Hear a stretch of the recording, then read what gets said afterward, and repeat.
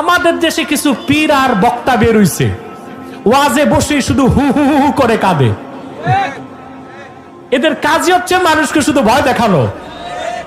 জাহান্নামের ভয়, কিসের ভয়? তো বেটা জাহান্নামের ভয় দেখাও, জান্নাতের খোঁজ খবরটা একটু দাও। এই যে কাজে অকাজে হু হু করে কাঁদে, এই কান্না যে কমার্শিয়াল কান্না, এটা বুঝেননি? এটা কি? এটা হচ্ছে ইমোশনাল ব্ল্যাকমেল। এই বাঘের গল্প, বল্লুকের গল্প, খরগোশের গল্প বলে কান্দায়, তখন জনগণ কেঁদে একেবারে জারে জার, মনটা নরম হয়ে যায়, হয় মুরিদ হয়, নয় পকেট খালি করে পিসাবকে যা আছে সব দিয়ে বাড়ি যায়। হ্যাঁ, উজাড় হয়ে বাড়ি যায়। ঠিক বলছেন আপনি। এ হচ্ছে কমার্শিয়াল কান্দা। আলেমদেরকে অনুরোধ করব, ইবনুল কাইয়িম রাহমাতুল্লাহর একটা কিতাব পড়বেন, জাদুল মাআদ। এই কিতাবে তিনি কান্নাকে 4 ভাগ করছেন। কয় ভাগ? এর মধ্যে এক প্রকার কান্না হচ্ছে বুকা উন নেফাক, মুনাফিকির কান্না। কিসের কান্না? এই যে কিছু বক্তার কিছু পীর বেহুদাই কান্দে হু হু হু করে, এটা মুনাফিকির কান্না।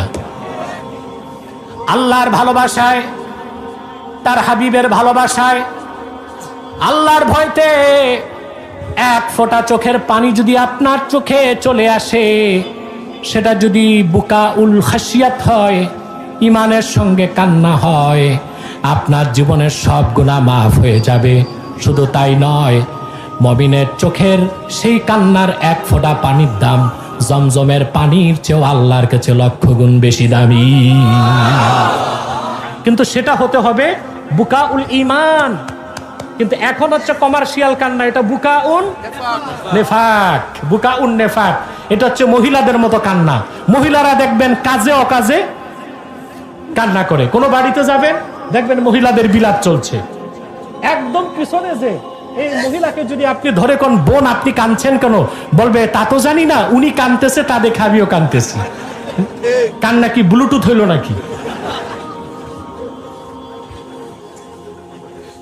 হ্যাঁ, অটো কানেক্ট হয়ে গেছে না। এইরকম কান্নায় কোনো লাভ না, এরকম কান্নায় কোনো লাভ। এইরকম কানলে কি হবে? দিনের কর্মী তো তৈরি হবে না। দেখা যাবে আপনার মুরিদ হবে লাখ লাখ, হাজার হাজার, কিন্তু এই মুরিদ কোনো কাজের কাজ কিছুই হবে না, সব হবে মান্দার গাছ।